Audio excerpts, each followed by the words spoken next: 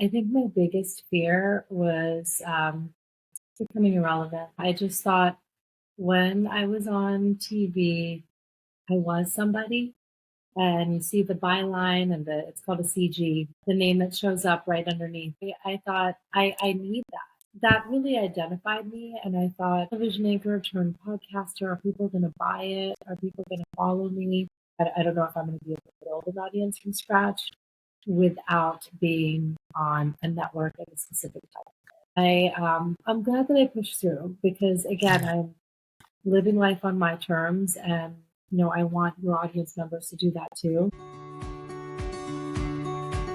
Welcome to the podcast where motherhood meets reinvention. I'm your host, Sharon Macey, and this is Mom to More.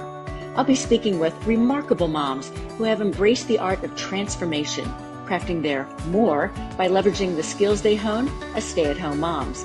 They'll share their experiences, struggles, and successes as they return to a former career, pursued a passion or hobby, or charted an entirely new path, giving you the clarity, motivation, and inspiration to help you answer the question, what do you want to do when your kids grow up?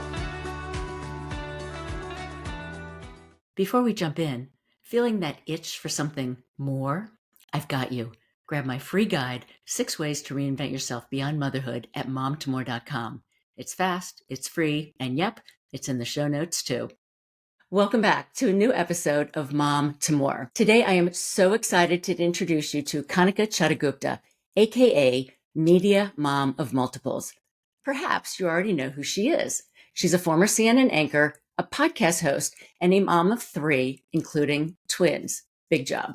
What drew me to Kanika's story is she is what I would call the intentional hybrid mom. She is not a full-time stay-at-home mom, but she's not a full-time working mom either. She somehow manages to effortlessly balance the roles of dedicated mom and focused professional, and we are going to chat about how she does that and the boundaries that requires. Kanika is all about helping moms embrace their purpose and model that for the next generation. She hosts the top-rated parenting podcast, That's Total Mom Sense, where she's interviewed incredible guests like Chelsea Clinton, Kelly Rowland, America Ferrera, Bobbi Brown, diving into their life lessons, leadership, and legacy. Her show is partnered with major organizations like the March of Dimes, Meta, Lexus, and even the White House. And it's the official podcast partner of Mom 2.0, where we met. She's been named one of the 100 women to know in America by No magazine and JP Morgan Chase, and her work has been featured in Forbes, as well as on ABC, NBC, CBS, and Fox. So welcome, Kanika. I am so thrilled you're with me today. Thank you, Sharon. This is a joy. Thanks so much for having me. And we must give a shout out to Mom 2.0, where we met. What a phenomenal organization. Absolutely. Mom 2 has been around for 17 years now. 17, yeah. Long time. Yes. And the founding team, Laura, Carrie, John, and Marla, are just amazing. So we love you guys.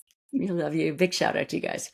All right. So what I love about you, Kanika, is that you are clearly a mom who is doing this on your own terms, which I think is really inspiring because I contrast that with when my kids were younger and I didn't have those options. I was either working in the home or I was working outside of the home. So why was it important for you to create this distinct work-life model?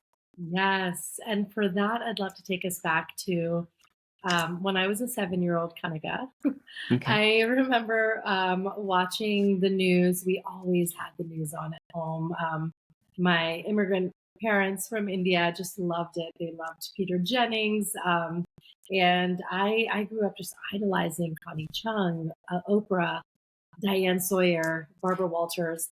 And I thought, when I grow up, I want to be a television anchor and a mom. And those were my 2 goals. And I realized, after I had done my master's in broadcast journalism, and, that took me to my first job, CNN International, and I did that for many years. I realized that breaking news is not really conducive to breastfeeding. And so, that's so true. True. I just thought I'm going to have to pivot somehow and allow my family life to be prioritized. And I know everyone is going to make their own choice. And for me, and at this juncture, in time and our landscape that is media, I thought I should take all of my skills in production and reporting and delve into new media and all things digital. And so that's what prompted it for me. And I started a digital marketing firm. And then after I had my 3 kids in 18 months, which was a whole other story we can get into. There's a whole other story. Yes. Oh my gosh, can't imagine. Yes. After that, so the twins plus the one, that's when I launched my podcast, That's Total Mom Sex. And so it's funny how when we trace it all the way back to our inner child, you realize that the big dreams that you had back then, you will go to any length to make that materialize in your adult. Right. And you did. You were able to manifest it so many years later. I love how you connected that. Thank you for that. That's really wonderful. Okay, so you're a mom, raising young kids, running a household, doing laundry, volunteering at the kids' school, but you're also a mom entrepreneur. How do you manage the mental load, which is significant, of running a successful podcast and growing a brand at the same time? Yes. Well, I'll have to say that, in my opinion, the biggest make or break decision in your life is the partner you choose. Oh, that's so true. And they have to be supportive. Absolutely. Yes. And we not only cheerlead each other and challenge each other, we are a team. You know, we have this like kind of code word to each other that we're the 96 Bulls. Okay.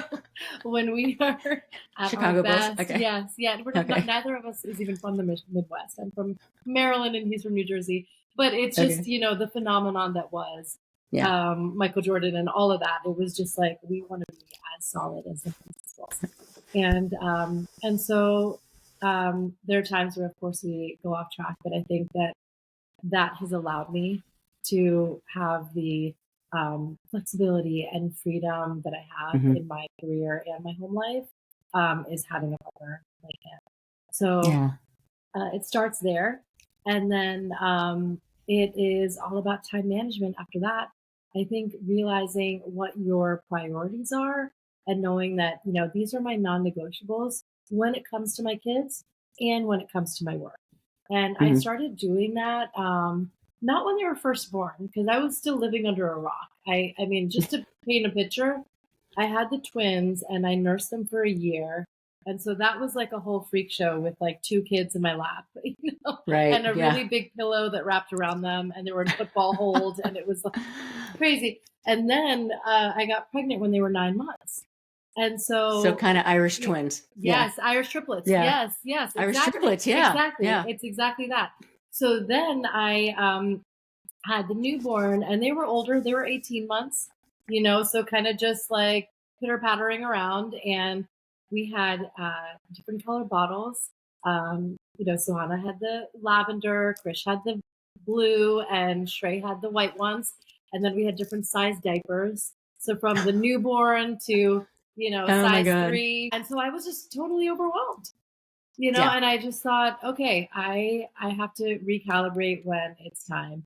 And I want to say that I got the wind in my sails again when the kids were like 4 and 3.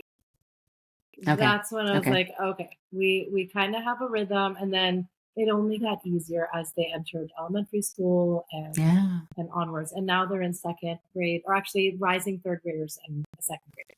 So sweet. Yeah. We've gone through all of that. I learned a ton. But once I got to this sweet spot, so moms, allow yourself that pause and that grace, because there's no such thing as a snapback, not for your body, not for your routine. None of it. Like, accept that it's a small blip in time in the long scheme of things, and the sacrifices that you do make, where, you know, it's not an ideal, whatever it may be, like the FOMO that you're having. You should just let that fall away. You're meant to be doing exactly what you're doing. Once I got through that, then I found my groove again. And was like, okay, so now I have my podcast and I'm going to bulk record, and I have the campaigns that I'm doing and the partnerships I'm doing, and, you know, the deliverables around that. But I also I'm going to make sure that one of my non-negotiables is that my hours are from 9 to like 3, 2:30. 3 o'clock is pickup. And that helped because from 3 onwards, I was in complete mom mode. It's like I turned into a pumpkin, and now it's after school, and we are going to baseball, we're eating dinner, doing homework, bath time, bedtime, all of that. And so, yeah, it feels at first like, am I going to be shortchanging myself by not taking opportunities? But in the end, when you have the power to lean into, this is what I prioritize in my life, and I'm making my decisions around that, no one can tell you. Exactly. And I feel that as women, sometimes we don't give ourselves that grace that we should and that we deserve. Yes, absolutely. Yeah. So I ran across a quote of yours, which really resonated with me. And you said, remember that you have a superpower, your mom sense and dad sense. It's your built-in sixth sense and intuition that guide you on the right path. You can do hard things and you are doing great. And I think that's fabulous.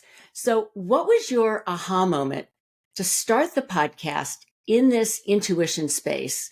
And what hard things are you most proud of pushing through? Ooh, excellent questions. Okay, so mom sense came to me. It was when I was in that fog after I had my third. And it's funny, it was in the shower. After your pumping. Yes. Best ideas happen in the shower. Yeah. So I was just, standing in the steam for a while, and like just ideas were coming to me. And I thought I have to start this show, and I want it predicated on our inner knowing because everybody has that. And somehow it was motherhood that helped me channel it even more. And I just knew. I knew what I needed in a given moment. I knew what the kids needed. Even though we're like deciphering cries, I'd be like, he's hungry. He needs to be changed. It's amazing how we know that, right? It's really amazing. Yes. The guys are like, whatever, but we're like, no, that's that cry. Yes, exactly. And so I thought, this is really a superpower. And I want to just make sure that I channel that in like all facets of my life, because then I'm going to be so self-assured and I'll just go full speed ahead. And so I thought, mom sense, nonsense. And it came to me. That's total mom sense. I wanted to be, kind of just whimsical and fun. And I love puns. My kids and I at the dinner table are always sharing puns with each other. So that's how it came to me. And then I wanted everyone to know that, we all have this inner voice. And the last thing I want, especially for parents, is for outsiders, it could be, a doctor in a white coat or a nanny or a friend saying, I think you should do it this way. Just you tune all that out and know that you have the answers inside you. And one way to really hone that in is, if you're a writer, journal, wake up and do morning pages. If you've read The Artist's Way, you could, wake up and do a brain dump, and you'll find that it's like, oh, wow, I actually intuitively know how I'm going to solve this problem. Or when you sit in silence and meditate, that's another one where you're just and that's like, something oh you gosh. do, right? You meditate regularly? I do. Yeah. I do. And I think it's helped me a lot. It is so rejuvenating. So the hard time is figuring out when you have the time to actually do that, right? Exactly. Yeah. Whenever you can take time to just sit in silence, and you want to journal after or just sit with your thoughts, it does give you the clarity that you see. I like that. Thank you for that. You just gave me some ideas there. Yeah. So circle back to, what hard things are you most proud of pushing through? Yes. Okay. I'll give you a few on the professional and the personal front. So professionally, I am really glad that a few of my latest campaigns, you mentioned Meta and Lexus, were really because I took a chance and did the pitch. And I'm so glad it worked out. With Meta, I have worked with the team, the head of brand partnerships, Carly, and global safety, Nicole, for, like a few years now. And I knew that they wanted to really push Instagram teen accounts, but reach parents and teach them how to use parental controls, because it is the wild, wild west out there. And you cannot just give your kid a phone and be like, download whatever you want. And so you really do need to create the guardrails. And I said, I would love to co-host this with another common friend of ours, Samantha Danielle. Samantha Danielle, yes. Yes. Shout out to Samantha. We love you. We love you. And we just put our heads together and we said we should do something with this, because not only from our perspectives, I'm the child of immigrants. I immigrated myself with my parents. I was two of South Asians. And she being a single Black mom to her three kids. That's two perspectives we don't hear from all the time. So, starting there. And then after that jump off point, it was like, I have three kids in elementary school. She has one in college and two in high school. Two in high school, yeah. So, I said there's a diversity there too, where, I should care about it when I have toddlers and what the impact of social media is. And so should she, because her kids actually have phones. And so we just created a series called Parenting in the Digital Age, and pitched it and on a Zoom, and everyone loved it. And they were like, let's go through, all the red tape and make it happen. Parents really need to know what their kids are getting into. And I even interviewed an internet security specialist as well. And she's like, no, parents need to be involved. Yes. And that's so critical. Absolutely. Absolutely. And I mean, and see them, for who they are and what they're interested in. I feel like kids, especially teenagers, can get very dismissive, like, oh my God, you're not going to understand. But, not only download the apps that they're using and say like, oh, walk me through this and let's do this together, but play video games with them too. Do the things that they like to do, because that's kind of like their love language and that's how they relate to people. So that series was a hard thing. And it came to fruition. Same thing for Lexus. I met the team at a Diwali party and thought I love how you guys are sponsoring this Diwali party. Do you do more cultural events? And so we got conversations started, and then we did a whole series for AAPI with, thought leaders who are moms that are in fashion, fitness, and food.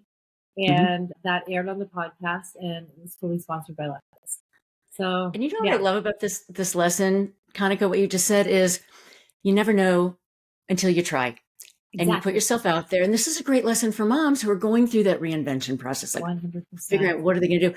Try it, right? You have nothing to lose. The worst thing they can do is say, not right now, not for us, thanks, but no thanks. But so what? You've learned something from doing that. 100%. And I think I'm kind of relentless. I feel like a no isn't a no. It's a not now. Maybe.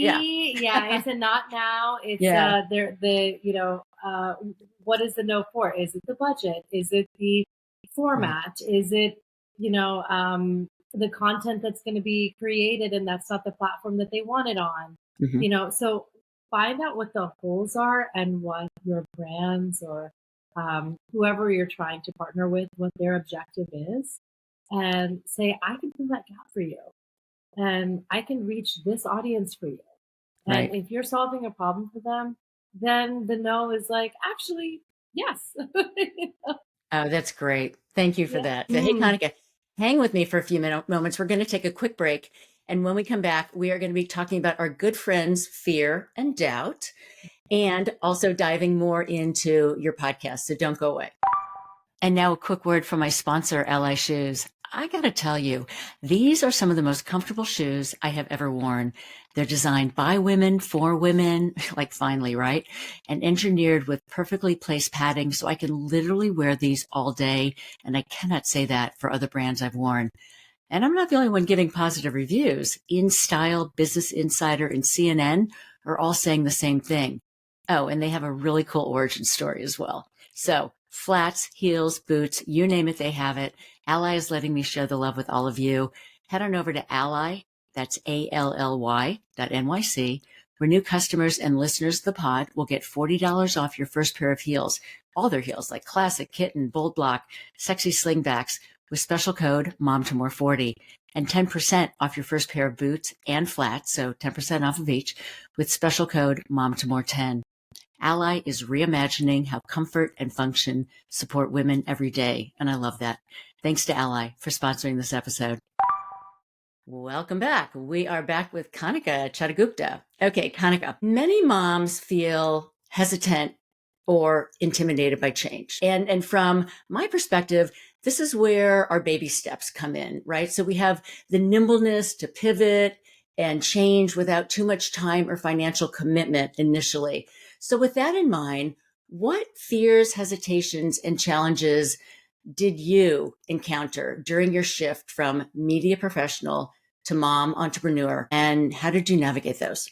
Yes, I think my biggest fear was becoming irrelevant. I just thought when I was on TV, I was somebody, and you see the byline and it's called a CG. The character generator is the name that shows up right underneath whichever talking head, And I thought I need that, and for those of you who are in media, your byline, if you come from print, or a writer, that really identified me. And I thought, television anchor turned podcaster, are people going to buy it? Are people going to follow me? I thought, like, I don't know if I'm going to be able to build an audience from scratch without being on a network at a specific time. I'm glad that I pushed through, because again, I'm living life on my terms, and I want your audience members to do that too. You are not your job. And there is a lovely TED speaker, and she's a Gen Zer. I want to say her name is, I think, Sinead Bovell. Oh, it's just a lovely soundbite that I came across on Instagram that she was sharing. And she said, we need to stop asking kids what they want to be when they grow up, because that's so fluid and will change. Yes. And I mean, with AI taking over everything, maybe a lot of the jobs that they're thinking of won't exist in 20 years. So there's that practicality. But moreover, it's, what are you curious about, and what do you want to learn? And what do you want to be good at? What do you want to excel at? Because it's those skills, whether it's hard skills or soft skills, that you're going to take to every position, many roles that don't even exist. Now, like, every single company has a social media manager. Like, that wasn't a thing, 10 years ago. I love that reframe, because you realize, especially as a mom, we have a very non-linear career trajectory, right? Yes. And so, and I'm willing to bet, I'm going to ask you a question. Yeah. If someone said to you 10 years ago, hey, in 10 years, you're going to be doing this, like, top rated podcast and all these important partnerships, you would have said? I wouldn't believe it. Right. Not at all. I would be like, how did I break away from traditional media? There's a charted path that I was meant to follow. All right. So let's talk about your podcast. That's Total Mom Sense. It is all about trusting our mom sense, as we talked about earlier. How has tapping into your own intuition changed your approach to parenting and life decisions? I use it every day. I feel like it's my North Star. And anytime that I have a doubt around something, I'm like, I need to take my own advice and my best advice. Right? Exactly. And everyone has these moments, whether it was Chelsea Clinton, or I just had Sahil Bloom on, who wrote a beautiful book called The 5 Types of Wealth. Gretchen Rubin from the Happiness Project. I'm asking all of them, like, tell me about your intuitive moments when you really sit with yourself and are like, what is my dharma, which is your life purpose and calling? What's my dharma in this world? So it's nice to hear people's stories. And then you could just tie it into your own life. And for me, I mean, I use my mom sense in many junctures. One that sticks out was when my daughter was having a hard time, and she would just cry in class, and she had a really hard time, and it was a new school, and so I spoke to the principal and the administrators because they were just like really worried about her. Like it's taking her a long time to get situated. And my mom since went off, and I thought, okay, usually she's good, but she's definitely my big feeler empath child, much like I am. I'm always like, it's just you and me, girl. We have to run the show Sweet. in this house of five. And I did magical mama time. And so that is something that we coined, which is just one-on-one time with one of your kids. I thought I have to create these moments with my daughter, with all my kids, so that she feels seen and she feels secure, because it comes from attachment, and she just felt unsafe, insecure in this new environment. And the more safety she got from me outside of the school, she's good. So we did that for a few weekends in a row. We had like long periods of magical mama time. You knew innately what your child needed, Yeah. and you did it. And she is now better for that. So lesson to everyone out there. And we know that, but sometimes we don't trust our intuition. Exactly. But we should trust our intuition. Exactly. So as we talked about earlier, you have interviewed some fabulously influential and intriguing women. Which interview impacted you the most and why? Ooh, it's so hard to pick one. I know there's so many and they're all good. I know they're all good, and you learn something from everyone. Yes. Okay, I'll share here, but I'll make them brief. Chelsea Clinton, I was just, that was like a pinch me moment for me, because I grew up outside DC and we're around the same age.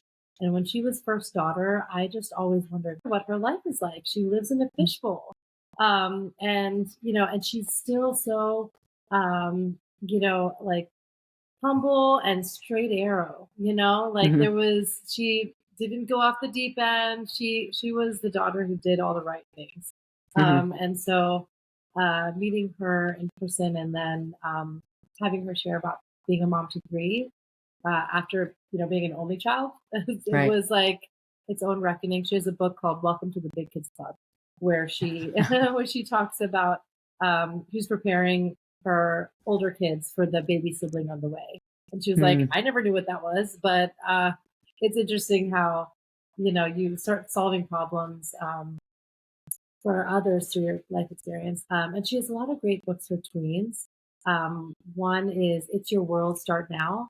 And she's helping 12 and 13-year-olds learn about building community, and, even in a small way, they can fight climate change and global warming and discrimination and inequities that we see in society. Yes.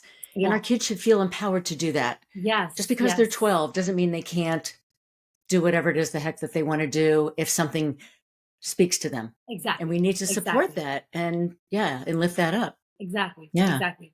Kelly Rowland and I spoke about, of course, the Black maternal health crisis for March of Dimes. We really wanted to shed awareness on that because of, just the fatalities and lives, families affected. Yeah. And then we spoke about her family life. She was raised by a single mom, and she had an estranged father her whole life. When she was first in Destiny's Child as a teenager, she said her dad would show up and security would turn him away. Like he'd go to different tour stops, and she was like, I have nothing to do with him. My mom, Doris, despised him, and it was just kind of like, I don't want to. When her mom passed away, and she had two sons at this point, she reconciled with her dad. And it was just so special, because it's almost like this deep-seated void and almost like animosity that was once there had all fallen away. And she said, interesting. Even though her kids lost one grandparent, she gained another.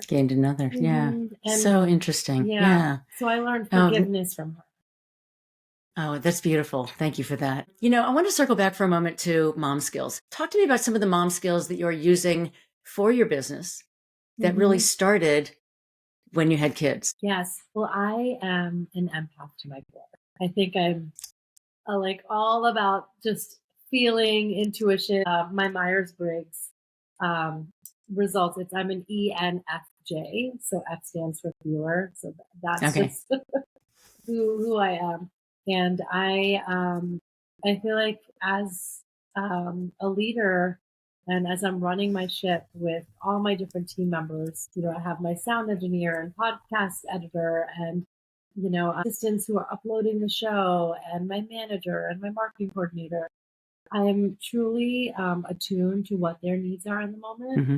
And I think that's important because, yes, there are deliverables and deadlines. But if you have someone at the top who is like a dictator, it's just not fun to work with. Nobody really wants to, execute on your vision with you. Sure. Why would they want to make you happy? Yes, exactly. So I love to just be like, what would you like to work on, and how's it going, and I get to know them on a deeper level. Right. How's the family? So there's that, and I think the other thing is the prioritizing and being on top of deadlines when things are due, because we have such a truncated schedule as busy parents. And so if things are really not meeting the timelines, like everything, it's just like a house of cards. So I'm really vigilant about that. Like, this has to air at this time. These analytics need to be submitted at this time. Like, it's, yeah. So you have to have that system in place. We have our Google folder, so Google Drive, spreadsheets.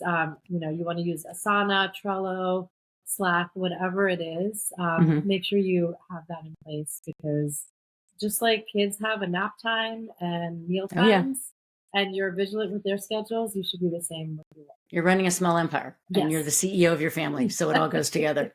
You and I have something in common, which we talked about briefly at Mom 2.0. Dance. Yes. Dance. Oh, my goodness. And I want to ask you, how was the recital with your daughter? Oh, I love that you remember that. It was phenomenal.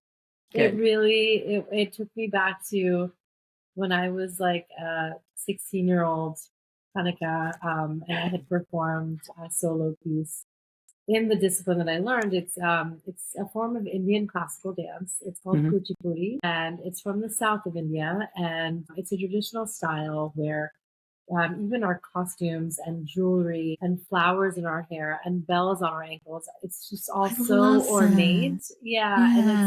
And it's really paying homage to the temple dancers of thousands of years ago. So it's amazing to see, like, my daughter learning it at age 8. And she knew, she said, I want to do what you, and she calls my sister Masi. It's the Indian term for aunt. She said, I want to learn the dance that you and Masi learn. And it's like, okay. And also that you have this really special thing you're doing with your daughter. That's awesome. Yes. And even her teacher and I, we did a duet. So she was impressed too. She's like, okay, I'm in my 20s, and I'm teaching. She also works in fundraising at a university. So this is her like extra job. She's like, I can imagine that you're in your 40s and you have 3 kids and you just perform the same thing I did. I was like, well, we can do, like I said earlier, yes, we can do the hard things. Yes. Yes. And you push yourself. Could I have done this at 36 when I was postpartum? No. No, I was not in the shape to do it, nor the motivation. So yeah, even as I'm getting older, I think the word aging, I do feel a lot more comfortable in this thing. I love that. So I love that. Get back to things you loved as a kid.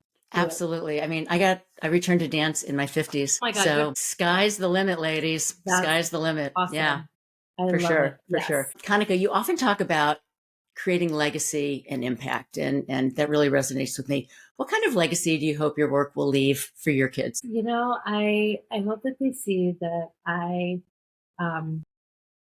believe in sacrifice and family, and I really just reorganized my life and my career to make way for them, which is I played for them for a long time, and so to have this party of 5 that we have, it's what I've always wanted. So I want them to acknowledge that, like, you kind can create these reframes and pivots that actually are more aligned with your dharma in the end. And, don't feel like you're going against the grain and not doing what everybody does. Like, Right. it actually leads to a happier life, a more fulfilled life. If that's what you want. So there's that. And then I think the biggest legacy for parents, I would say the biggest like marker of success in my opinion is when you raise adult children who can't wait to spend time. I want to do that. Yeah. Right now, it's like, you always tell us what to do. And, there's like moaning and groaning. But, when they're 25, I want them to be like, I can't wait to spend the day. I get that. And you know what? Our kids are grown and flown. And yes, I love that. They still love spending time with us. We love spending time with them. And now it's flipped. After all these years of us teaching our kids things, I am now learning from them. And I love that because they all have fresh perspectives, strong perspectives. And I've got a boy and 2 girls. Yes. And it's just fascinating to see sort of how the tables have turned. And sometimes they're very protective of us and they take on like that parenting role sometimes. It's just so interesting when they get older. That's amazing. I am so ready for that shift because then you can just a few more years. Okay. Yeah. But it'll be fun because, that is one relationship I have to say, the parent and child, it evolves and it flips. Yes. That's so cool. We don't really have any other relationship in life like that. No. And it's so precious. So you will get there, my friend. You will get there. Unfortunately, our time is drawing to a close because we could talk all day. And I have a question that I ask all of the amazing moms I have the privilege of interviewing. And so since this is the Mom to More podcast, Kanika Chadda Gupta, what is your more? My more is more fun, more levity, more special small moments that you're going to look back on when you're 90. Thank you for that. Yeah. Tell all of our listeners where they can find you online, and folks, everything is going to be in the show notes. Thank you, Sharon. So you can find me on Instagram. My handle is @Kanika Chadda Gupta. And wherever you get your podcasts, the show is That's Total Mom Sense. And you can even visit my website, that'stotalmomsense.com. There you go. Thank you for that. Yeah. I'm so glad we got this together. This has been such a joyful conversation. Just like you said, you learned from all of your guests. I've learned from you. So thank you for that. I'm really grateful for your time. Thank you, Sharon. You're such a sweetheart, and I appreciate you. And I love that we get to be friends and be on this journey together. I'm so proud of you. Before I sign off, a quick favor. Following the Mom to More pod means you'll never miss an episode, and it really helps the show to grow. And if you'd be willing to leave a 5-star rating and review and share an episode with another mom, I'd be super grateful and appreciate your support.